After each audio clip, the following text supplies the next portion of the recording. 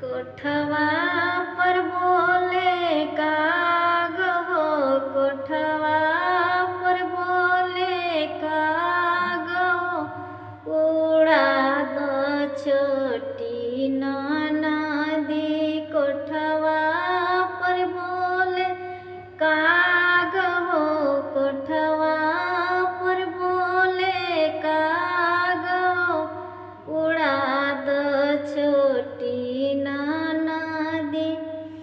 जेवना के रूसल यार हो, जेवना के रूसल यार हो, माना दो छोटी ननदी।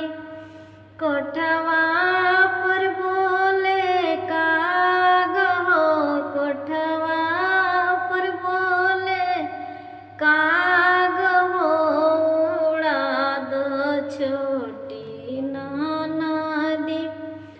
पनिया के रूसल यार हो, पनिया के रूसल यार हो, माना दो छोटी ननदी।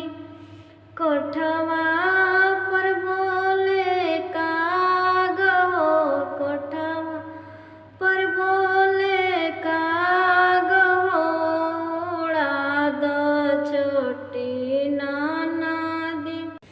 प्लीज़ दोस्तों, अगर हमारा गीत अच्छा लगे तो हमारे चैनल को लाइक, शेयर और सब्सक्राइब करिएगा और हमें सपोर्ट करिएगा ताकि हम भी कुछ कर सकें और आप लोग के लिए भी कुछ लाएं जो आप लोग को सुन के अच्छा लगे। तब तक के लिए नमस्ते, प्रणाम, गोड़ लगते नहीं।